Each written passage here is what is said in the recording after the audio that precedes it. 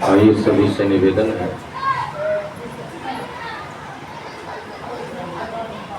11 बजे तक यह कार्यक्रम चलेगा। वैसे तो शायद कॉम्प्लेट में 8 से 10 का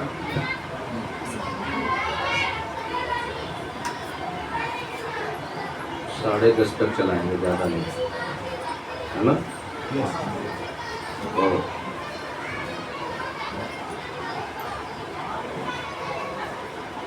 8 से 10। आइए सभी सज्जनों से, देवियों से निवेदन है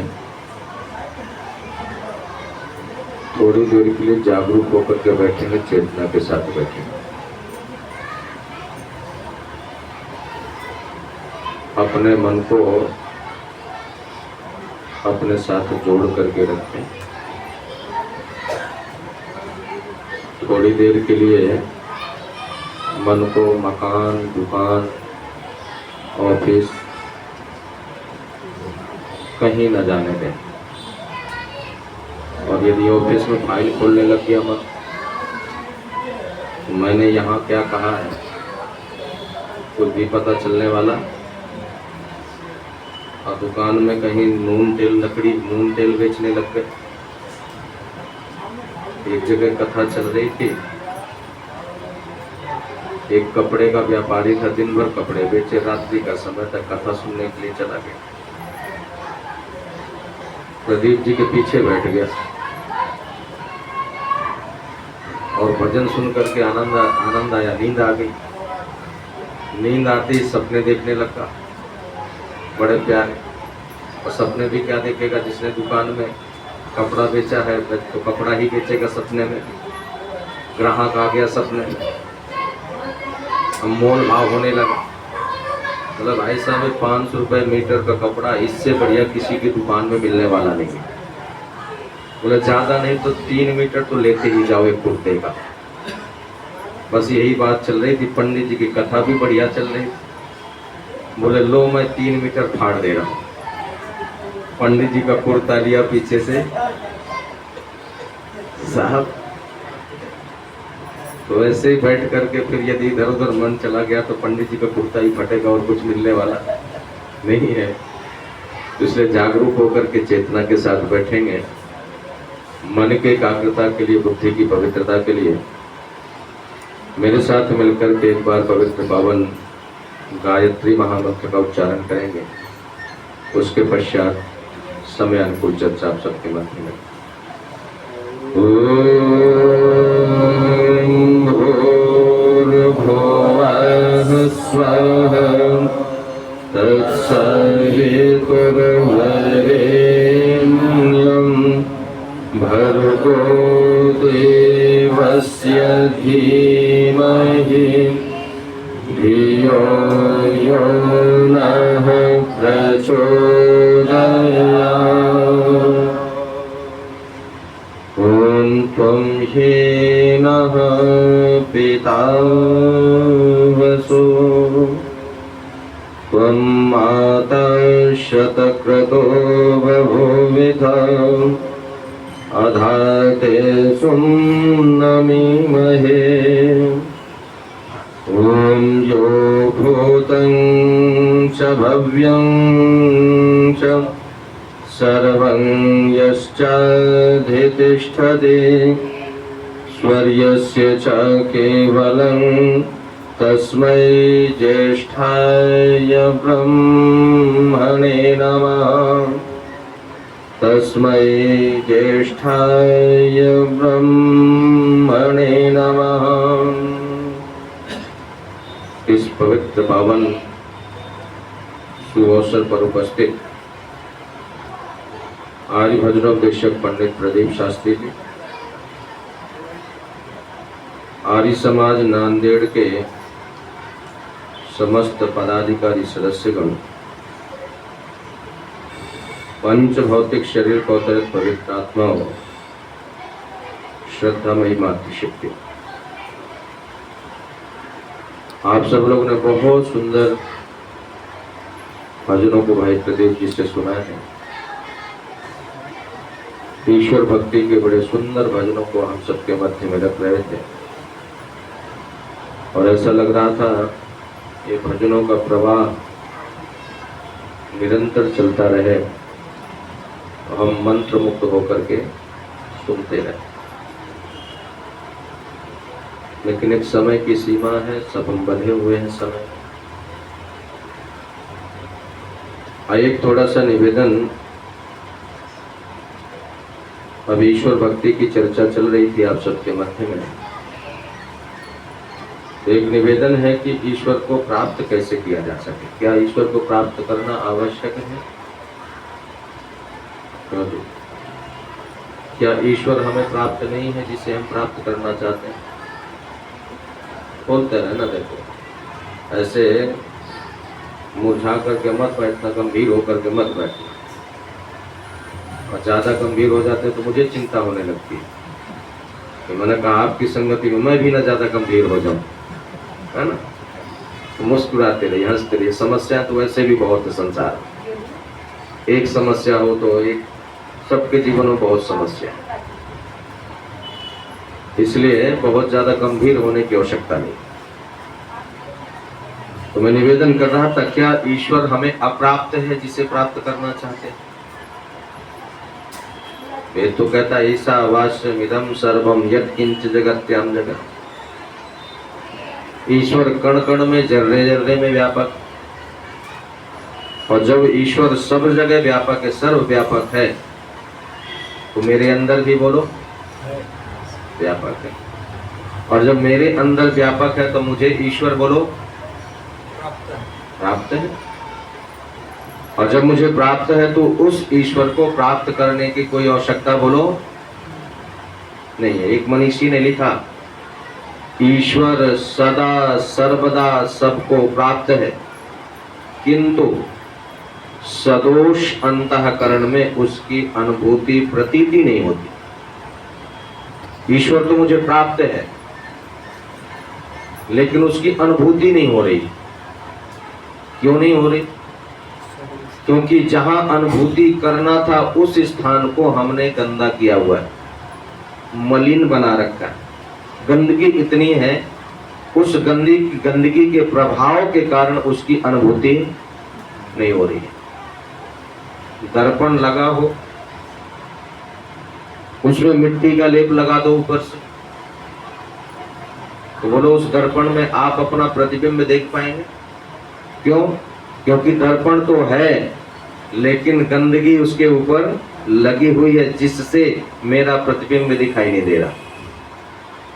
ठीक इसी तरह से ईश्वर मुझे प्राप्त है, लेकिन जिस दर्पण में उसकी अनुभूति होनी थी, उस दर्पण को हमने मल, विक्षेप, आवरण, 3 प्रकार की गंदगी से उसको गंदा किया हुआ है। इसलिए यज्ञ प्रार्थना में क्या बोलते हैं? यज्ञ रूप प्रभु हमारे भाव उज्ज्वल कीजिए। लेकिन कब होंगे उज्ज्वल? तो कहा छोड़ देवे छल कपट को। जब तक छल कपट द्वेष है, उस ईश्वर की कभी अनुभूति नहीं होती। तो आइए उस ईश्वर को कैसे प्राप्त किया जाए, कैसे अनुभूति की जाए, उसके साधन क्या है, क्या सूत्र हैं जिनके द्वारा मुझे ईश्वर की अनुभूति हो जाए। यही कुछ प्रश्न लेकर के एक नवयुवक, एक यूनानी संत हुए हैं जिनका नाम सुकरात। सुकरात के पास में गया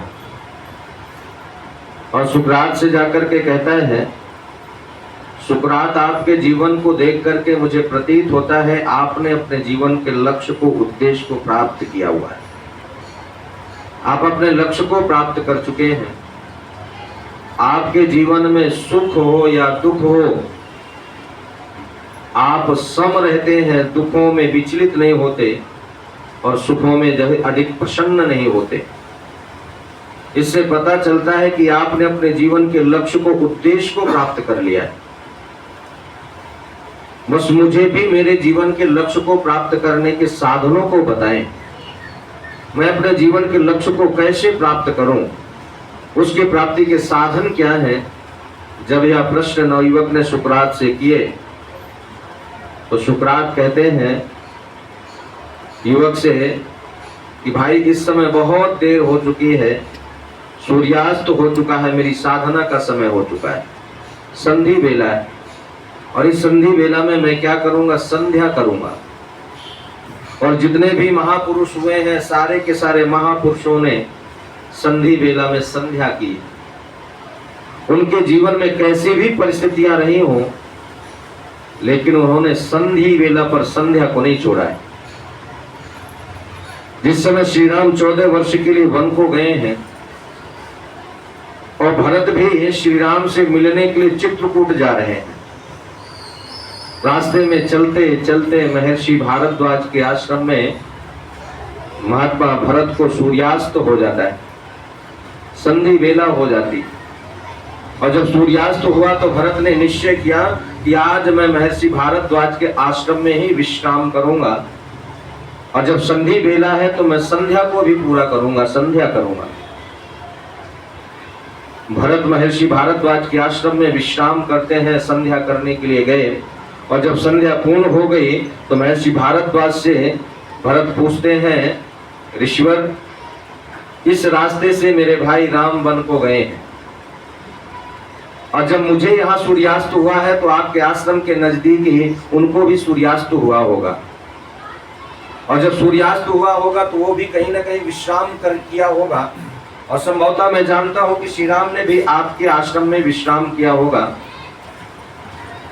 मैं आपसे जानना चाहता हूं कि जब मेरे भाई राम ने आपके आश्रम में विश्राम किया तो राम की दिनचर्या क्या थी, उन्होंने क्या किया। और एक बात और कहते हैं, भरत महर्षि भारद्वाज से पूछते हैं, मेरे भाई राम ने मुझे याद किया था अथवा नहीं किया था। महर्षि भारद्वाज कहते हैं, सुनो, आपके भाई राम ने रात्रि में मेरे पास मेरे आश्रम में उन्होंने विश्राम किया, लेकिन जब संधि बेला में उन्होंने संध्या की, और संध्या भी कैसे की है, बोले शुष्क संध्या की है, बिना आचमन के संध्या की। और संध्या के बाद में श्री राम ने यज्ञ भी किया है, देव यज्ञ किया है, अग्निहोत्र किया है। और अग्निहोत्र करते समय संकल्प का जिस समय पाठ कर रहे थे, और संकल्प में एक शब्द आया था, उस शब्द को बोलते बोलते हाथों की हथेलियां खुल गई, और हाथ में हथेली में जो जल था वो भूमि पर गिर गया, जमीन पर गिर गया, और मुख से एक शब्द उच्चारित किया था, अब तुम पता लगा लेना तुम्हारे भाई राम ने तुम्हें याद किया था अथवा नहीं किया था। महर्षि भारद्वाज कहते हैं, जिस समय श्री राम ने संध्या की, संध्या के बाद में अग्निहोत्र करने के लिए चले, अग्निहोत्र करने से पूर्व संकल्प का पाठ किया, और संकल्प में एक शब्द आया था, वो शब्द क्या था, आर्यावर्त देशांतर्गते भारतवर्षे भरतखंडे। बोले जब भरतखंड शब्द आया, ये सारा पूरा शब्द भी राम के मुख से नहीं निकल पाया, हथेली खुल गई, और हथेली में जो जल था वो भूमि पर जमीन पर गिरा, और राम के मुख से एक ही शब्द निकला था, हा भरत, अब तुम पता लगा लेना तुम्हारे भाई राम ने तुम्हें याद किया था अथवा नहीं किया था। यानी ऐसी परिस्थिति में भी मर्यादा पुरुषोत्तम श्री राम ने क्या किया है, संध्या की है, यज्ञ किया है। इसलिए सुकरात कहते हैं संधि बेला है, और संधि बेला में मैं संध्या करूंगा, उस परमपिता परमात्मा का ध्यान करूंगा। इसलिए तुम इस समय वापस जाओ, प्रातः काल मेरे पास आना, और कल प्रातः काल मैं तुम्हारे जीवन के लक्ष्य को, उद्देश्य को प्राप्त करने के साधनों को बताऊंगा। नवयुवक अपने घर चला गया, रात्रि में चैन की नींद सोया, और ब्रह्म मुहूर्त में प्रातः काल उठ करके सुकरात के पास पहुंच गया, और सुकरात से जाकर के कहता है, सुकरात मैं उपस्थित हो चुका हूं, मेरे जीवन के लक्ष्यों को, उद्देश्यों को प्राप्त करने के साधनों को बताएं, मैं अपने लक्ष्य को कैसे प्राप्त करूं, कौन कौन से साधन हैं जिन साधनों से मनुष्य के जीवन का लक्ष्य प्राप्त होता है। सुकरात कहते हैं नवयुवक से, नवयुवक ब्रह्म मुहूर्त का बड़ा पवित्र समय है, और ब्रह्म मुहूर्त की प्रातः काल की जो वायु होती है बिना पैसे की औषधि होती है, और ब्रह्म मुहूर्त की जो दिनचर्या को पवित्र बना लेता है, उत्तम बना लेता है, सबसे पहले तो उसका स्वास्थ्य बहुत उत्तम होता है, और उसका आध्यात्मिक उन्नति होती है, उसके जीवन में किसी प्रकार की कोई चिंताएं नहीं होती है। अभी चर्चा चल रही थी, वो सराबोर हो जाता है। क्यों? क्योंकि वो ब्रह्म मुहूर्त में बैठ करके परमात्मा का ध्यान करता है। मैंने एक दीवार में एक शब्द लिखा हुआ देखा, वो शब्द क्या था? मैं भीतर गया। इसको थोड़ा सा कोमा लगा करके बोलेंगे, मैं भीतर गया। यानी तरबतर होने के लिए व्यक्ति को भीतर जाना पड़ेगा, और जब तक भीतर नहीं जाएगा तब तक तरबतर नहीं होगा। क्योंकि बिना भीतर जाए तरबतर नहीं होगा, सराबोर नहीं होगा, और जब तक सराबोर नहीं होगा तो फिर जीवन में बोरियत तो आएगी, कोई बचा नहीं सकता है। इससे सुकरात कहते ब्रह्म मुहूर्त का बड़ा सुंदर वातावरण है, चलो थोड़ा सा भ्रमण करके आते हैं। और जब भ्रमण के लिए निकले तो प्रातः काल एक व्यक्ति आवाज लगा रहा था, और बड़ी प्यारी आवाज लगा रहा था, एक लगाओ 23 पाओ। नांदेड़ वालों कोई आवाज ऐसी लगा दो, लगाए, एक जमा करो और शाम तक आपको कितने मिल जाए? 23। क्यों जी, सारा पैसा कहाँ जमा करोगे? बोले सुबह एक जमा कर दो और शाम तक कितना मिल जाए? 23 मिल जाए। तो कहाँ धन जमा करोगे? क्यों जी, ऐसा कोई बैंक आ जाए नांदेड़ में कि बैंक जब 10 बजे खुले तो एक जमा कर दो, और बैंक बंद होने से पहले 4 बजे 5 बजे 23 ले आओ, तो सारा धन कहाँ जमा करोगे? मौन बैठे हैं और मन में वही चल रही कि सारा का सारा पड़ोसी से भी उधार लेकर के जमा कर देंगे।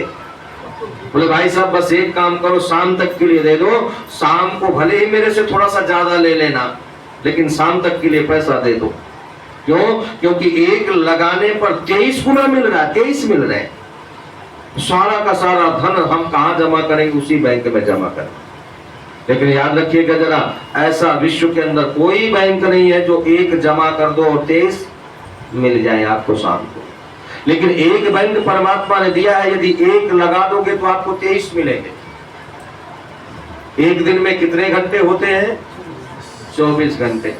उन 24 घंटों में से ब्रह्म मुहूर्त का 1 घंटा 60 मिनट अपनी साधना में लगा दो, और यदि साधना में लगा दोगे तो आपको 23 घंटे चिंता मुक्त मिल जाएंगे, फिर किसी प्रकार की कोई चिंता नहीं होगी। तब सुकरात कहते चलो जंगल में भ्रमण के करके आते हैं। सुकरात उस नवयुवक को लेकर के जंगल में भ्रमण के लिए निकल पड़े। आगे आगे सुकरात है, पीछे पीछे नवयुवक चल रहा है। जंगल में नदी के किनारे दोनों के दोनों भ्रमण कर रहे हैं। तभी सुकरात उस नदी के पानी के अंदर प्रवेश कर गया, तो नवयुवक भी सुकरात के पीछे पीछे नदी में चला गया। बीच में जब नदी के पहुंचे, गर्दन तक गले तक पानी आ गया। अब सुकरात पीछे की ओर नवयुवक की ओर मुड़े, और मुड़ करके उस नवयुवक के सर पर हाथ रखा, और सर पर हाथ रख करके उस नवयुवक को पानी के अंदर, नदी के अंदर डुबोने लगे, दबाने लगे। और हमारे साथ भी ऐसा कोई करे तो हम भी क्या करेंगे? वजू से डुबोने देंगे? ले भाई डुबो ले, तेरी मर्जी। हमारे पास जितनी भी ताकत होगी, शक्ति होगी, पूरी शक्ति को लगा करके अपने आप को बचाने का प्रयास करेंगे। जैसे ही नवयुवक को सुकरात ने पानी के अंदर, नदी के अंदर डुबोने का प्रयास किया, तो सुकरात भी पूरी शक्ति लगा करके अपने आप को बचाने का प्रयत्न करता है, पानी से बाहर निकलने का प्रयत्न करता है। लेकिन सुकरात भी पूरी शक्ति लगा करके उस नवयुवक को पानी के अंदर डुबो रहे, दबा रहे, और बहुत देर तक उस नवयुवक को पानी के अंदर डुबो करके दबा करके रखा। और जब ऐसा प्रतीत होने लगा थोड़ी देर और इस नवयुवक को पानी के अंदर डुबो करके दबा करके रखा गया, तो इस नवयुवक की मृत्यु हो जाएगी। और इसकी मृत्यु का दोष किस पर आएगा? मुझ पर आएगा। यही सोच करके सुकरात ने अपने हाथ को थोड़ा सा ढीला किया, और जैसे सुकरात ने हाथ को ढीला किया, नवयुवक शक्ति लगा करके, ताकत लगा करके पानी से बाहर निकला। और बाहर निकलते ही एक लंबी श्वास ली, और सब में लंबी श्वास लेने के बाद में सुकरात की ओर देख रहा है। सुकरात ने भी बड़े ध्यान से उस नवयुवक के मुखमंडल को, नवयुवक को बड़े ध्यान से देखा। सुकरात से नवयुवक कुछ पूछना चाहता है, प्रश्न है, विचार है मन में। बोले कमबख्त, मैं तो जीवन के उद्देश्य को प्राप्त करने के लिए आया था, तू तो जीवन ही समाप्त करने में लगा है। नवयुवक सुकरात से कुछ पूछता उससे पहले सुकरात ने एक प्रश्न कर दिया और बड़ा महत्वपूर्ण प्रश्न किया। सुकरात कहते हैं, नवयुवक एक बात बता, जिस समय मैंने तुझे पानी के अंदर डुबोया हुआ था, दबाया हुआ था, तो तेरी तीव्र इच्छा क्या थी? तू क्या चाहता था? तू ये चाहता था कि मेरे पास बढ़िया लग्जरी कार हो, या तू ये चाहता था कि मेरे पास बढ़िया कोठी हो, बंगला हो, या तू तेरी इच्छा ये थी कि मेरे पास पत्नी हो, बेटा हो, बेटी हो? दुनिया के किस पदार्थ की तेरी इच्छा थी? नवयुवक कहता है, सुकरात, न तो मुझे दुकान की इच्छा थी, न मकान की, न कार की, न बेटा की, न पत्नी की, न पुत्री की, दुनिया के किसी पदार्थ की मेरी इच्छा नहीं थी। मेरी तो केवल एक ही तीव्र इच्छा थी। और क्या तीव्र इच्छा थी? कि सुकरात थोड़ा सा हाथ ढीला कर दे, मैं पानी से बाहर निकलूं, मुझे एक श्वास मिल जाए ताकि मेरे प्राणों की रक्षा हो जाए। सुकरात कहते हैं, नवयुवक अब भी समझ में नहीं आया? बोले मनुष्य के जीवन के लक्ष्य को प्राप्त करने का पहला साधन यही है कि अपने लक्ष्य के प्रति तीव्र इच्छा उत्पन्न कर लेना। जिस दिन लक्ष्य के प्रति व्यक्ति की तीव्र इच्छा उत्पन्न हो जाएगी, जैसे डूबते हुए व्यक्ति की एक ही इच्छा है, एक ही तीव्र इच्छा है, वही तीव्र इच्छा जिस दिन लक्ष्य के प्रति उत्पन्न हो जाएगी, दुनिया का कोई व्यक्ति आपको लक्ष्य प्राप्ति से रोक नहीं सकता। इसलिए सुकरात कहते हैं, लक्ष्य को प्राप्त करने का पहला साधन यह है तीव्र इच्छा का होना। लेकिन आगे सुकरात कहते हैं, केवल तीव्र इच्छा से काम नहीं चलेगा। तीव्र इच्छा तो होनी चाहिए लक्ष्य को प्राप्त करने के लिए, लेकिन तीव्र इच्छा के साथ साथ एक साधन की और आवश्यकता पड़ेगी। बोले कौन सा साधन है? बोले तीव्र इच्छा के साथ साथ तुम्हें घोर तप भी करना पड़ेगा। जब तक तपस्वी नहीं बनोगे, तप नहीं करोगे, तब तक कभी अपने लक्ष्य को प्राप्त नहीं कर सकते। लेकिन तो यहाँ तो तप की परिभाषाएं लोगों ने बदल करके रख दी। क्यों जी नांदेड़ वालों, तप किसे मानते हैं? आग जला ली, धूनी रमा दी और आग का गोला जला करके बैठ गया। और क्या कहा भक्तों ने? गुरुजी का तप हो रहा है। एक ने दोनों हाथ ऊपर कर दिए, खड़े कर दिए, और भक्तों ने क्या कहा? गुरुजी तप कर रहे हैं। कोई कांटों पर लेट गया, कोई आग जला करके बैठ गया, कोई एक पैर में खड़ा हो गया, और इन सब क्रियाओं को नाम क्या दे दिया? बोलो, तप। लेकिन याद रखिएगा जरा, एक पैर पर खड़ा होना, दोनों हाथों को ऊपर करके खड़े होना, आग का गोला जला करके बैठना, कांटों पर लेटना, इसका नाम तप नहीं है। तप किसका नाम है? ऋषि कहते हैं, द्वंद्व सहनम तपा। अरे जब लक्ष्य के लिए चलोगे तो बहुत सारे द्वंद्व आएंगे, समस्याएं आएंगी। अरे कौन कौन सी समस्या आएंगी, कौन कौन से द्वंद्व आएंगे?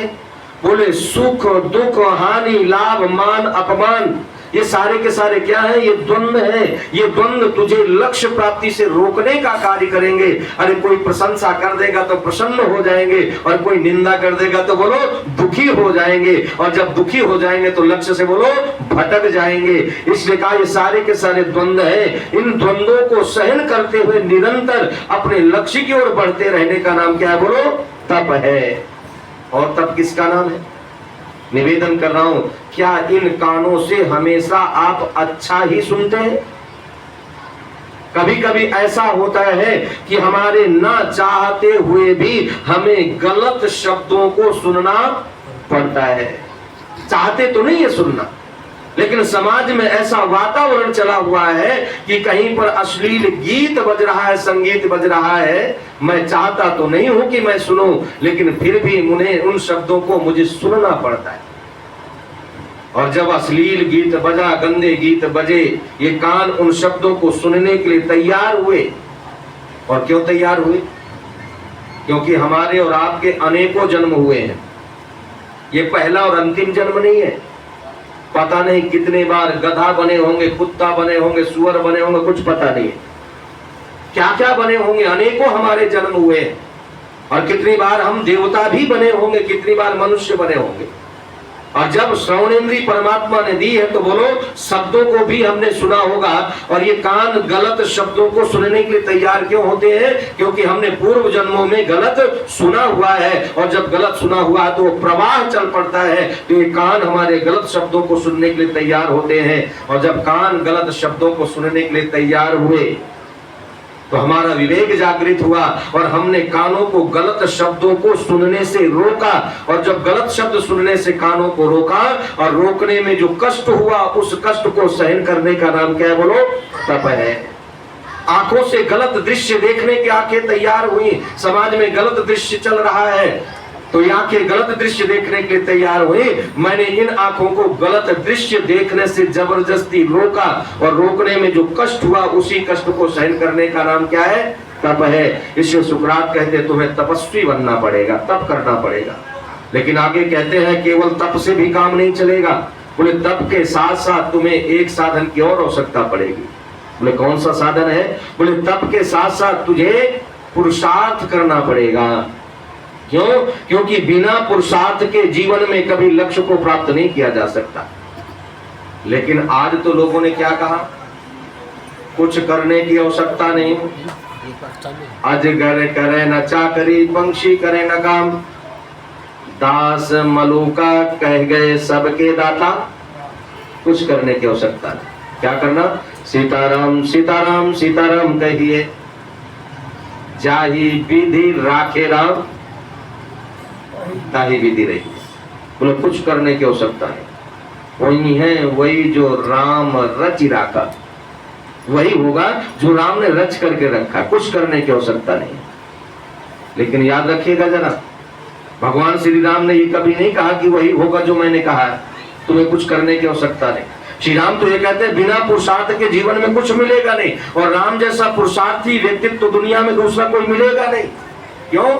क्योंकि जिस समय श्री राम वन को जा रहे थे, राजा दशरथ मंत्रियों को आदेश देते हैं जाओ मेरे पुत्र राम के साथ में मेरी जितनी सेना है राम के साथ में भेज दो, मेरे पास जितना धन है वो सारा का सारा धन मेरा खजाना राम के साथ भेज दो, राम को वन में किसी प्रकार का कोई कष्ट नहीं होना चाहिए।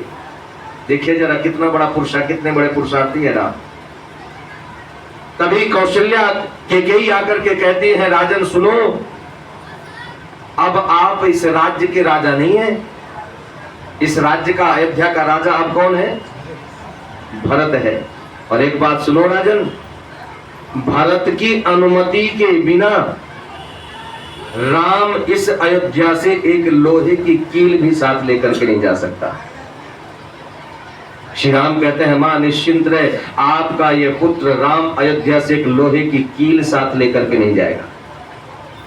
लेकिन वन में जाकर के ध्यान देना जरा, कितना बड़ा पुरुषार्थ किया होगा उस राम ने, जो कुछ लेकर के नहीं, एक लोहे की कील साथ लेकर के नहीं गए, लेकिन रावण जैसे शक्तिशाली व्यक्ति से लड़ने के लिए एक सेना तैयार की है, उन्हें लड़ने के लिए तैयार किया है। कितना बड़ा पुरुषार्थ उस व्यक्तित्व ने किया होगा, तब जाकर के वो सेना तैयार हुई होगी। लेकिन राम के भक्त राम का नाम लेकर के हमें आलसी बनाना चाहते हैं, लेकिन राम ने कहा तुम आलसी मत बनना, पुरुषार्थी बनना, क्योंकि पुरुषार्थ ही जग में सब मनोकामना पूर्ण करता है। मन चाहा फल उसने पाया, जो आलसी बन करके पड़ा न रहा। भाग्य के भरोसे मत बैठना। क्यों? क्योंकि भाग्य बनता ही पुरुषार्थ से है। लेकिन आज तो लोग भाग्य दिखाने के लिए जाते हैं। एक बैठा है, इस देश के लोगों का मस्तिष्क को कहां रखोगे? इस खोपड़ी को किस अजायब घर में रखोगे? इस भारतवर्ष के लोगों का भविष्य पशु पक्षी बताते हैं। क्यों जी? एक ज्योतिषी बैठा है तोता लेकर के, तोते से कहा पर्ची उठाओ, और पर्ची उठा करके पकड़ा दी, फिर भाग्य बताता है, लाई हाथ दिखाता है, लकीरें दिखाता है। इन लकीरों में क्या है? यदि इन लकीरों में ही सब कुछ होता, याद रखिएगा जरा, जिनके लकीरें होती नहीं, जिनके हाथ होते नहीं, उनकी भी तो किस्मत होती है, उनका भी तो भाग्य होता है। इन लकीरों में कुछ भी नहीं है, सिर्फ अरे जहां जहां से हाथ मुड़ता है अरे वहां वहां परमात्मा ने मोड़ दिया हुआ है। और याद रखिएगा जरा, एक प्लास यंत्र है जिससे लाइट का काम करते हैं। लाइट के जो पकड़ने प्लास का जो आगे का हिस्सा होता है वहां लाइनें सी बनी हुई होती है। क्यों? क्योंकि लाइनें नहीं होगी तो उसकी पकड़ बोलो कमजोर होगी, उससे किसी वस्तु को पकड़ा नहीं जाएगा। तो परमात्मा ने भी जो लाइनें दी है पकड़ने के लिए दी है, लेकिन इसमें भी भाग्य खोजते हैं लोग। जब लॉकर लेने के लिए जाते हो बैंक में तो कितनी चाबियां होती हैं लॉकर में? 2 चाबियां, एक मैनेजर के पास में होती है और दूसरी ग्राहक के पास। लेकिन उस लॉकर का लॉक कब खुलता है? जब दोनों चाबियां लगेंगी।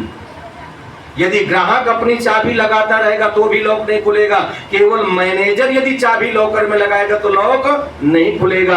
और उस लॉकर के लॉक को खोलने के लिए दोनों चाबियां लगानी पड़ेंगी। अरे प्रबंधक भी अपनी चाबी लगाए और ग्राहक भी अपनी चाबी लगाए, लॉक खुल जाएगा। अरे वो प्रबंधक इस संसार रूपी बैंक का, अरे जिसमें मुझे लॉक मिला है, अरे उसमें मुझे एक चाबी मिली है और परमात्मा के हाथ में एक चाबी है। और परमात्मा के हाथ में चाबी किसकी है? भाग्य की चाबी है। मेरे पास पुरुषार्थ की चाबी है। अरे परमात्मा अपनी चाबी लगा दे और मैं अपनी पुरुषार्थ की चाबी लगाऊं, बोलो मेरे भाग्य का लॉक बोलो खुल जाएगा।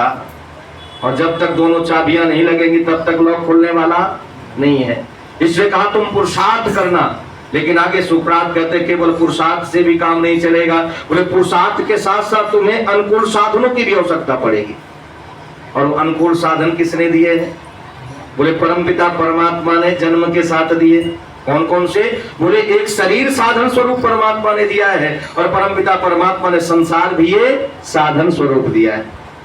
लेकिन इतने बढ़िया साधन देने के बाद भी सुबह सुबह उठ करके लोग परमात्मा को कोसते हैं। कुछ तो कमबख्त कर्महीन ऐसे भी हैं जो सुबह सुबह उठ करके परमात्मा को गालियां भी देते हैं और क्या कहते हैं? तूने मुझे कुछ नहीं दिया है। लेकिन याद रखिएगा जरा, उस परमपिता परमात्मा ने देने में आपको कोई कमी छोड़ी ही नहीं। पंडित जी बहुत सुंदर भजन गाते हैं, मुझे मेरे मालिक ने सब कुछ दिया है। और वास्तव में उस परमपिता परमात्मा ने हमें सब कुछ दिया है, उसकी देने में उसने कमी नहीं छोड़ी है। और कैसे, एक उदाहरण दे रहा हूं, आसानी से समझ में आ जाएगा। एक नगर में सेठ ने अपनी दुकान में एक बोर्ड लिखवा करके टंगवाया। आप महानगर में रहते हैं, किसी शॉपिंग मॉल के पास चले जाना, उसके दरवाजे में बाहर गेट में ग्राहकों को आकर्षित करने के लिए तरह तरह की स्कीम निकालते हैं। मैंने तो यहां तक शॉपिंग मॉल के गेट में देखा लिखा हुआ 70% ऑफ, 80% ऑफ। मैंने कहा ये तो बहुत बड़ा धर्मात्मा है, बड़ा न्यायकारी, बड़ा दयालु है, ये तो बड़ा दानी व्यक्ति है जो 70% 80% काट करके छूट दे रहा है। मैंने कहा वो आपके ही तिल से तेल निकालने वाला इतना बड़ा मॉल खोल करके बैठा हुआ है, वो आपके ही तिल से तेल निकालेगा, अपनी जेब से कुछ देने वाला नहीं है। वो तो व्यापार करने के लिए बैठा है। और सेठ ने भी सोचा कि मैं भी अपने ग्राहकों को आकर्षित करने के लिए कुछ बोर्ड लिखवाऊं। उसने भी ग्राहकों को आकर्षित करने के लिए बोर्ड लिखवाया। और बोर्ड में क्या लिखवाया? यहां पर सब कुछ मिलता है, टंगवा दिया।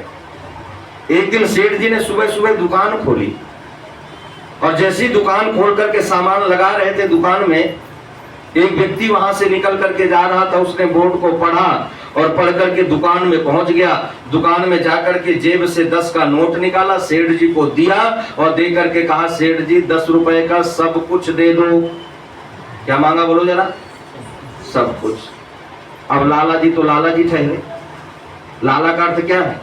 ला। यदि कोई बैठा हो तो बुरा मत मानना। ला सीधी बात है, लाला। उसने लाला जिया सीखा है। लेकिन याद रखना, केवल लालाओं ने लाला ही नहीं सीखा, जब जब आवश्यकता पड़ी तो अपने खजाने भी लालाओं ने बोलो इस देश के लिए खोल दिए हैं। एक रतन इस देश से चला गया।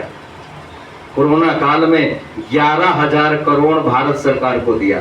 कोई दे सकता है? 1100 करोड़ दे सकता है? लेकिन उस व्यक्तित्व ने क्या किया? 1100 करोड़ की संपत्ति धनराशि अरे पीएम कोष पर प्रधानमंत्री कोष पर जमा करवाई, और उनका जो ट्रस्ट बना हुआ है, याद रखिएगा जरा, 60 से 65% कहां जाता है? परोपकार में लगता है। एक से एक क्षत्रिय को आवश्यकता पड़ी, महाराणा प्रताप को जब आवश्यकता पड़ी धन की, तो सेठ भामाशाह आगे आ गए और कहते हैं जितना धन चाहिए धन एकत्रित करो, ले लो और सेना को तैयार करो, लड़ने के लिए तैयार हो जाओ। तो लालाओं ने केवल लाला नहीं किया, जब आवश्यकता पड़ी बोलो दिया भी है, खोल दिए खजाने। तो सेठ जी ने 10 का नोट गले में रखा और रखने के बाद भी दुकान में खोजने लगे इस व्यक्ति को क्या क्या दूं। बहुत देर हो गई, परेशान हो गया ग्राहक भी, और ग्राहक परेशान होकर के कहता है सेठ जी शीघ्रता करो, मुझे देर हो रही है, आपको बहुत देर हो गई, आपने मेरी वस्तु नहीं दी। तो लाला जी ने ग्राहक से कह दिया थोड़ी देर ठहर जा, खोजता हूं ढूंढता हूं। और एक ग्राहक भी नांदेड़ का था और सेठ भी नांदेड़ का ही, महाराष्ट्र का था, और ये ग्राहक रुकने वाला थोड़ी था। जैसे ही लाला ने कहा कि थोड़ी देर ठहर जा, खोजता हूं ढूंढता हूं, तो ग्राहक ने 10 का नोट और निकाला और सेठ जी को दिया और देते हुए कहा सेठ जी 10 रुपए का खोजूं दे दो, ढूंढूं दे दो। अब सेठ परेशान, अब करे तो क्या करे। परेशान होकर के सेठ घर पहुंच गया, दुकान के पीछे घर था, और जैसे ही घर पहुंचा तो सेठ के बेटे ने देखा कि पिताजी दुकान छोड़ करके घर में आ गए। इतनी जल्दी तो नहीं आते थे, शाम को आते थे, आज इतनी शीघ्रता के साथ जल्दी घर क्यों आ गए। और बड़े ध्यान से जब पिता को देखा तो पता चला पिताजी परेशान दिखाई दे रहे, चिंतित दिखाई दे रहे। बेटे ने पूछा पिताजी आप परेशान क्यों, दुखी क्यों है? सेठ कहते बेटे परेशान तो मैं हूं, और परेशानी का कारण क्या है? जो हमने बोर्ड लिखवा करके दुकान में टंगवाया वही परेशानी का कारण। बोले कैसे बोर्ड परेशानी का कारण है? बोले एक ग्राहक आया, उसने 10 का नोट दिया और 10 का नोट देकर के कहा 10 रुपए का सब कुछ दे दो। थोड़ी देर में खोजता रहा, ढूंढता रहा क्या क्या दूं। फिर ग्राहक ने कहा कि सेठ जी शीघ्रता करो, मुझे देर हो रही है, मुझे जाना है। तो मैंने कह दिया थोड़ी देर ठहर जा, खोजता हूं ढूंढता हूं। तो 10 का दूसरा एक और नोट निकाला और निकाल करके कहा 10 रुपए का खोजू दे दो, ढूंढू दे दो। जब बात सेठ के बेटे ने सुनी तो सेठ का बेटा कहता पिताजी मेरे साथ दुकान चलो, उस ग्राहक की वस्तु मैं दूंगा। सेठ के बेटे ने सेठ जी को अपने पिताजी को साथ में लिया, दुकान के लिए चला। लेकिन दुकान जाने से पहले सेठ के बेटे ने क्या किया? एक रुमाल में कपड़े में 1 किलो मिट्टी बांध ली और मिट्टी बांध करके दुकान में पहुंचा। और दुकान में पहुंच करके ग्राहक से पूछता है आपने क्या मांगा था? ग्राहक कहता है सब कुछ। जैसे ही ग्राहक ने कहा मैंने सब कुछ मांगा था, तो सेठ के बेटे ने कपड़े में रुमाल में बंधी हुई मिट्टी पकड़ा दी। बोले ये है भाई सब कुछ। बोले दूसरी वस्तु क्या मांगी थी? बोले खोजूं ढूंढूं। तो सेठ का बेटा कहता है ग्राहक से भाई सुन, इस मिट्टी में खोज ले, परमपिता परमात्मा ने सब कुछ दिया है। जो जो शरीर के लिए आवश्यक है उस परमपिता परमात्मा ने इस मिट्टी में बोलो सब कुछ दिया है। यदि वस्त्र चाहिए तो कहां से मिलेंगे? बोलो इस मिट्टी से मिलेंगे। क्यों? क्योंकि कपास कहां उगेगा? बोले इस मिट्टी में उगेगा। अन्न वनस्पतियां यदि चाहिए तो कहां से मिलेंगे? इस मिट्टी में मिलेंगे। इसलिए परमपिता परमात्मा ने इस मिट्टी में सब कुछ दिया है। आवश्यकता है तो खोजने की आवश्यकता है। जिसने जिस जो खोजेगा उसे प्राप्त हो जाएगा। इसलिए मैं निवेदन कर रहा तो उस परमपिता परमात्मा ने देने में कोई कमी बोलो नहीं छोड़ी है। उस परमात्मा ने सब कुछ दिया है। लेकिन आगे सुकरात कहते हैं केवल साधनों से भी काम नहीं चलेगा। बोले साधनों के साथ साथ एक और तुझे साधन की आवश्यकता पड़ेगी। और वो साधन कौन सा है? बोले अनुकूल साधनों के साथ साथ तुझे ठीक ठीक विधि जाननी पड़ेगी। जब तक ठीक विधि नहीं जानेगा कभी लक्ष्य को प्राप्त नहीं कर सकेगा। क्यों? क्योंकि विधियां 2 प्रकार की हैं। एक धर्मानुकूल विधि है और दूसरी अधर्मानुकूल विधि है। लेकिन किस विधि से लक्ष्य प्राप्त होगा? जब तक ठीक ठीक विधि नहीं जानोगे तब तक लक्ष्य की प्राप्ति नहीं होगी। मान लो आप IAS बनना चाहते हो और कोर्स कर रहे हो इंजीनियरिंग का, बोलो विधि गड़बड़ है कि नहीं है? जब तक ठीक विधि नहीं होगी लक्ष्य को प्राप्त नहीं कर सकते। इसलिए ठीक ठीक विधि जानना। क्यों? क्योंकि विधियां 2 प्रकार की हैं। एक धर्मानुकूल विधि है, एक अधर्मानुकूल विधि है। और इसको समझाने के लिए हमारे विद्वान एक बहुत सुंदर कहानी सुनाते हैं कि हमारी एक भारतीय परंपरा रही। और क्या परंपरा रही? हमारी भारतीय परंपरा ये रही कि बहू को सास के अधीन रहना पड़ा। यहाँ तो ज्यादातर सारी की सारी सास से दिखाई दे रही। बहू भी है कोई? बहू है? ओ सास है? तो सास को दबाते हो? नहीं दबाते? चलो आज से दबाना। हाँ, यानी हमारी एक भारतीय परंपरा रही। हो क्या परंपरा रही? कि बहू को सास के अधीन रहना पड़ा। और इस अधीनता को क्या मान लिया था लोगों ने? बंधन। आज बंधन मान लिया गया, लेकिन ये बंधन नहीं था, लेकिन बंधन माना। अब आप कहेंगे कि अब तो पहले की बात कर रहे हो। क्यों? क्योंकि अब तो समय परिवर्तित हो गया है। पहले बेटियां सोचा करती थी पता नहीं कमबख्त सास कैसी मिलेगी। अब कौन सोच रहा है? सब जानती। अब सास सोचती है पता नहीं कमबख्त बहू कैसी मिलेगी। एक बेटी का विवाह हुआ, विवाह होकर के ससुराल गई, कुछ दिन तक ठीक ठाक रहा। कुछ दिन के बाद में सास बहू में दोनों में झगड़े शुरू हो गए। और जब सास बहू में झगड़े शुरू हुए तो बहू ने सोचा कि ये जो मेरी सास है मेरे सुख में बाधा है। और आप विचार करना, यदि कोई सुख में हमारे बाधा पर डालने लग जाए तो क्या सोचते हैं, क्या मन में आता है? बोले जितना जल्दी हो सके ये बाधा दूर होनी चाहिए। जब सास सुख में बाधा बनने लगी तो बहू ने भी सोचा ये बाधा दूर होनी चाहिए। बोले क्या करें? बोले चलो पिताजी के पास। मायके गई, पिताजी के पास जाकर के कहती है पिताजी आपने मुझे सब कुछ दिया, कोई कमी नहीं छोड़ी, छोटी वस्तु से लेकर के बड़ी तक दी है। बस एक काम और पिताजी कर दो, मेरे जीवन में सुख ही सुख होगा। ये मेरी सास मेरे सुख में जो बाधा बन रही है इस बाधा को और दूर कर दो। पिता ने कहा बेटे पैसे की तो कोई कमी है नहीं, बिजनेस बढ़िया चल रहा है, तू मेरी इकलौती संतान है, तेरी बाधा को मैं दूर भी कर सकता हूँ। किसी शूटर को बुलाऊंगा बिहार से, 10-5 लाख रुपए भी दूंगा, वो आएगा तेरी सास का काम तमाम कर जाएगा।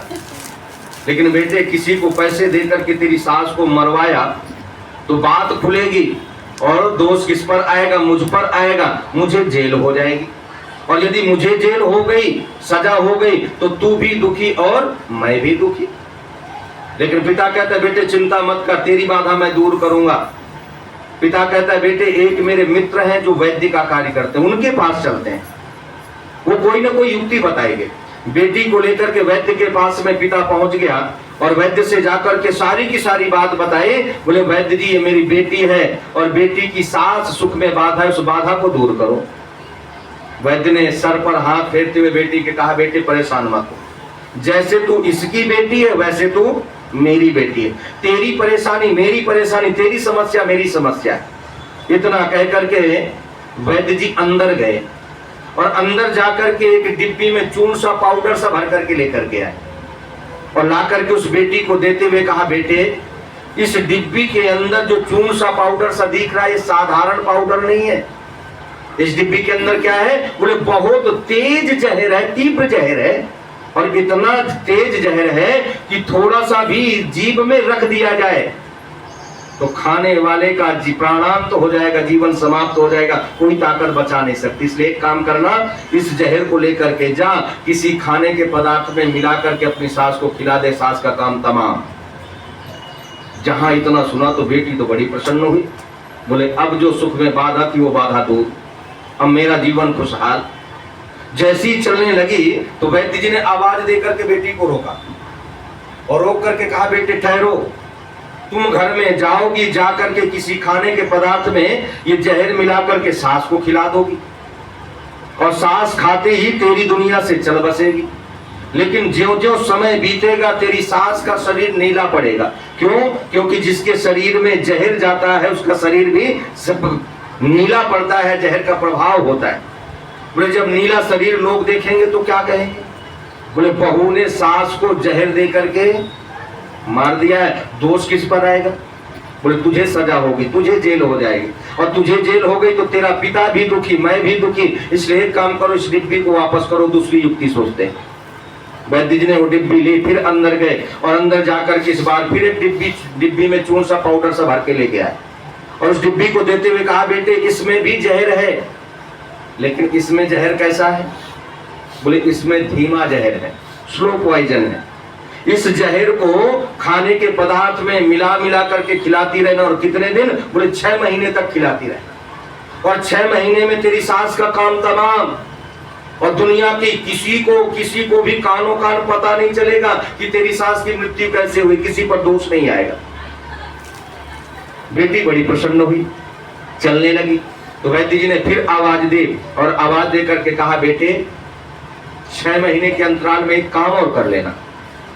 अभी तक सास के पास में कभी बैठी नहीं है तो समय निकाल करके सास के पास बैठ जाना। सास की बात नहीं सुनी तो सास की बात सुन लेना। और सास को कभी दबाया नहीं तो सास को जाकर के दबा देना। और यहां पर भी जो बहुएं बैठी हैं तो अपनी अपनी सास को रात में दबाया करो, लेकिन दबाने का तरीका ठीक देख लेना। उस बुढ़िया की गर्दन मत दबा देना तो टें बोल जाए, है ना। कहां से दबाना? पैरों से दबाना। कितना भी क्रोधित होगी, क्रोध करने वाली होगी, कुछ दिन के बाद में ऐसी स्थिति आएगी सारा का सारा क्रोध निकल जाएगा। जब टायर में हवा भरी जाती है, उसका प्रेशर का निकाली गई हवा और उसका प्रेशर कम हो जाता है, फिर भी टायर में हवा बनी रहती है। तो उस हवा को निकालने के लिए ऊपर से दबाना पड़ता है। जब दबाते हैं तो सारा का सारा प्रेशर बोलो निकल जाता है। अरे क्रोध रूपी प्रेशर को भी निकालने के लिए दबाना पड़ता है, लेकिन गला मत दबा देना, नहीं तो और क्रोध आ जाएगा। लेकिन समस्या तो इस बात की है, इस देश में हम नकली की पूजा करते हैं, हम असली की पूजा करते ही नहीं। मंदिर में जिसकी पूजा करने के लिए आप जा रहे हो, वास्तव में वो असली देवी नहीं है। ना वो खाती है, ना बोलती है, ना सुनती है, ना चलती है, ना फिरती है, कुछ कहती ही नहीं। लेकिन उस नकली मूर्ति की तो पूजा आप कर लेते हो, लेकिन घर में जो असली सास मूर्ति बैठी हुई है उसकी पूजा करने के लिए बोल दो जरा तैयार नहीं है। इस भारतवर्ष के लोगों की यही तो विडंबना है, वो नकली की पूजा में लगे हैं, वो असली की पूजा करना नहीं चाहते। हमारे पास सामान तो सामग्री तो असली होती है, लेकिन जिसकी हम पूजा करते हैं वो नकली होता है। आक्षेप आर्य समाज पर करते हैं कि आर्य समाजी खंडन करते हैं। बोले आर्य समाजी जल नहीं चढ़ाते। मैंने कहा सही मायने में तो आर्य समाजी जल चढ़ाता है। तुम उतारते हो, हम चढ़ाते हैं। तो जी उतरना कैसा होता है? ऊपर से नीचे आए उतरना, और नीचे से ऊपर की ओर जाए तो चढ़ना। जब मूर्ति के ऊपर से आप जल डालते हो, नीचे उतरता है या चढ़ता है? उतरता है। यानी तुमने जल को उतारा और हमने जल को चढ़ाया। क्यों? क्योंकि जल को चढ़ाने के 2 ही माध्यम हैं। एक माध्यम सूर्य है, जब सूर्य की किरणें जल पर पड़ती हैं तो उन जल को खींच करके ऊपर बोलो ले जाती है। और दूसरा माध्यम अग्नि है, विद्युत है। अरे जिसके अग्नि में यदि आप जल चढ़ाना चाहते हो, अग्नि में रख दो और अग्नि तपा करके खौला करके उसको भाप बना करके बोलो ऊपर चढ़ा देगी। तो हम आर्य समाज के लोग अग्नि के पास में जल को चढ़ाते। जब यज्ञ होता है, यज्ञ कुंड के चारों तरफ बोलो जल का सिंचन करते हैं, और जब जल डालते हैं तो अग्नि का ताप लगता है, और वही जब अग्नि का ताप लगता है तो जल भाप बन करके ऊपर चढ़ जाता है। बोलो किसने चढ़ाया? तुमने चढ़ाया, तुमने उतारा और हमने चढ़ाया।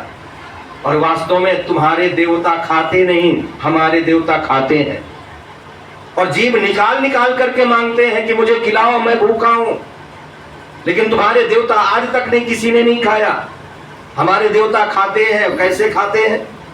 क्योंकि शास्त्रकार कहते हैं अग्निर्वै देवानाम मुखम। ये अग्नि क्या है? बोलो देवताओं का मुख है। और इतिहास इस बात का साक्षी है कि हम आर्य लोग, भारत के लोग अग्नि के उपासक थे, अग्नि की उपासना करते थे। क्यों? क्योंकि अग्नि क्या है? देवताओं का मुख है। अरे जब यज्ञ कुंड के मध्य में जब अग्नि जलाते हैं और अग्नि की जब ज्वालाएं ऊपर निकलती हैं, ये क्या है? देवताओं की जीभ है। अरे जब अग्नि बाहर निकलती है तो देवता क्या कहते हैं? हम भूखे हैं यजमान, हमें खिलाओ। तो यजमान क्या करता है? सामग्री और घृत लेता है और लेकर के स्वाहा बोल करके देवता को बोलो खिला देता है, और देवता बड़े प्रेम से खा लेते हैं। इसलिए मैं निवेदन कर रहा था, वैद्य जी कहते हैं अभी तक सास की बात पूछी नहीं तो सास के पास में बैठ जाना। अरे कभी कभी पानी गर्म करके लेकर के जाना और जा करके रगड़ करके मल करके स्नान करा देना सास को।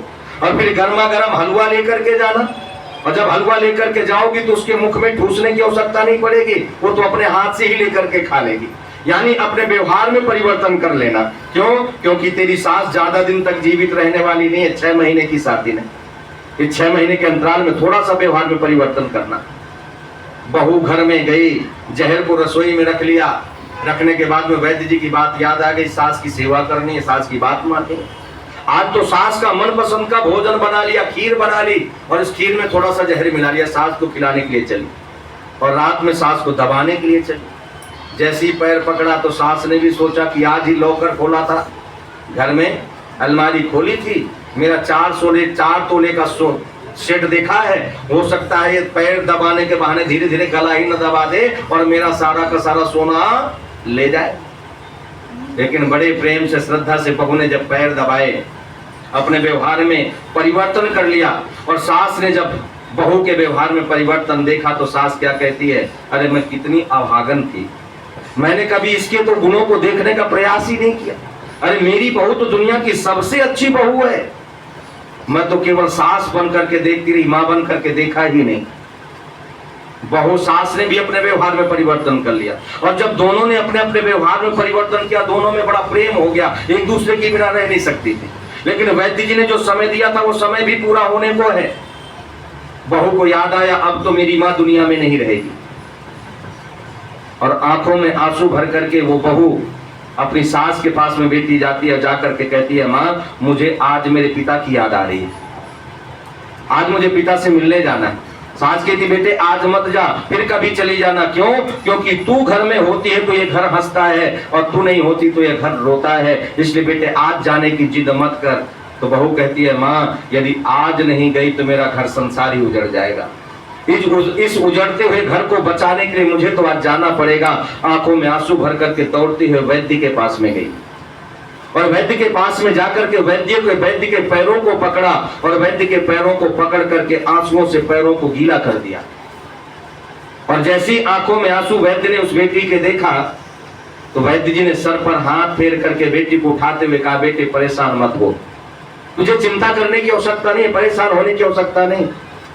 क्यों? क्योंकि मैंने जो डिब्बी में दिया था तुझे चूर्ण सा पाउडर सा, उसमें तो जहर था ही नहीं, उसमें तो बेटी एक ऐसा चूर्ण था, पाउडर था जो शक्ति बढ़ाने का काम करता था। अरे बेटे तुझे विश्वास ना हो तो यहाँ से जाकर के सास के चेहरे को देखना, उसके चेहरे में लालिमा आ गई होगी, और अपनी सास का वजन तोड़ करके देखना, उसका वजन बढ़ गया होगा। और वैद्य जी कहते हैं, बेटे तूने भी अपने लक्ष्य को प्राप्त करने के लिए विधि अपनाई, और मैंने भी अपने लक्ष्य को प्राप्त करने के लिए विधि अपनाई। अरे उस समय जब तू मेरे पास आई थी अपनी सास को मरवाने के लिए, उस समय यदि मैं तुझे समझाने का प्रयत्न करता तू समझती नहीं। क्यों? क्योंकि तेरे मस्तिष्क में जो जहर भरा हुआ था उस जहर को दूर करने के लिए मैंने ये विधि अपनाई थी, और तूने भी अपने लक्ष्य को प्राप्त करने के लिए विधि अपनाई। लेकिन तेरी जो विधि थी वो अधर्मान कुल विधि थी, और मेरी जो विधि थी वो कैसी थी? धर्मान कुल विधि थी। लेकिन किस विधि से लक्ष्य प्राप्त हुआ? बोले धर्मान कुल विधि से लक्ष्य प्राप्त होता है, अधर्मान कुल विधि से कभी लक्ष्य की प्राप्ति नहीं होती है। इसलिए विधियां दो प्रकार की, एक धर्मानुकूल और दूसरी अधर्मानुकूल विधि। लेकिन लक्ष्य किस विधि से मिलता है? धर्मानुकूल विधि से। अधर्मानुकूल विधि से कभी लक्ष्य की प्राप्ति नहीं होती। इसलिए सुकरात कहते हैं लक्ष्य को प्राप्त करने के लिए ठीक ठीक विधि भी जाननी पड़ेगी। जब तक ठीक विधि नहीं जानोगे तो कभी लक्ष्य को प्राप्त नहीं कर सकते। इसलिए लक्ष्य प्राप्ति के कितने साधन है, कितने सूत्र हैं? बोले 5 सूत्र हैं। पहला कि लक्ष्य के प्रति तीव्र इच्छा, और लक्ष्य के प्रति तीव्र इच्छा के साथ साथ घोर तप, और घोर तप के साथ साथ तुम्हें पुरुषार्थ करना है, और पुरुषार्थ के साथ साथ अनुकूल साधनों की आवश्यकता पड़ेगी, और अनुकूल साधनों के साथ साथ तुम्हें ठीक ठीक विधि जाननी पड़ेगी। जब इन 5 सूत्रों को अपने जीवन में उतार लोगे, निश्चित रूप से आपके हृदय में परमपिता परमात्मा की अनुभूति हो जाएगी। जब तक इन 5 सूत्रों को अपने जीवन में धारण नहीं करेंगे, हृदय में उस परमपिता परमात्मा की कभी अनुभूति होने वाली नहीं है। इसलिए आइए, यदि हम अनुभूति चाहते हैं तो इन 5 सूत्रों को अपने जीवन में धारण कर लें। परमपिता परमात्मा की प्राप्ति हो जाएगी, हमारे जीवन का लक्ष्य प्राप्त हो जाएगा, हम अपने जीवन में सफल हो जाएंगे। समय बहुत अधिक हो गया है, कहाँ तो 10:30 की गाड़ी चली थी, वो 5 मिनट और शेष रह गए 11 बजे, है ना। मुझे भी पता नहीं लगा, चलती रही। आप सब लोगों ने बहुत ध्यानपूर्वक सुना। आप सबका हृदय की गहराइयों से धन्यवाद करते हुए अपने वाणी को विराम। ओम सम। शाम का भी कार्यक्रम आर्य समाज में रहेगा, 6 बजे से 8 बजे तक का समय निर्धारित है। आप उसमें भी अधिक से अधिक संख्या में आएंगे। पंडित जी के भजन और प्रवचन आपको सुनने को मिलेंगे। ये अवसर आपको मिला है, ये मत सोचना कि हमारे पास समय बहुत है, कुछ पता नहीं है कब कहानी खत्म हो जाए। अभी आंख बंद हुई है, अगले पल खुले अथवा न खुले, कोई गारंटी इसकी नहीं है। इसलिए बहुत सुंदर अवसर आपको मिला है और इस अवसर को यूं ही ना जाने दें, व्यर्थ ना जाने दें। और फिर यदि ये समय व्यर्थ चला गया तो एक कहावत है ना, फिर पाछे पछताए होत क्या, जब चिड़िया चुग गई, फिर पछताने से कोई लाभ मिलने वाला नहीं है। आइए शांति पाठ और इस समय कार्यक्रम का समापन। ओम द्यौः शान्तिरन्तरिक्षं शान्तिः पृथिवी शान्तिरापः शान्तिरोषधयः शान्तिः वनस्पतयः शान्तिर्विश्वे देवाः शान्तिर्ब्रह्म शान्तिः सर्वं शान्तिः शान्तिरेव शान्तिः सामा शान्तिरेधि। ओम शांति शांति शांति। बोलिए सत्य सनातन वैदिक धर्म की जय। गुरुवर ब्रिजानंद की जय। महर्षि प्रवर देवदयानंद की जय। मर्यादा पुरुषोत्तम श्री रामचंद्र की जय। योगीराज श्री कृष्णचंद्र की जय। भारत माता की जय। गौ माता की जय। देश और धर्म पर मरने वाले वीर वीरांगनाओं की जय। जो बोले सो अभय। वैदिक धर्म की जय। प्रणवध्वनि।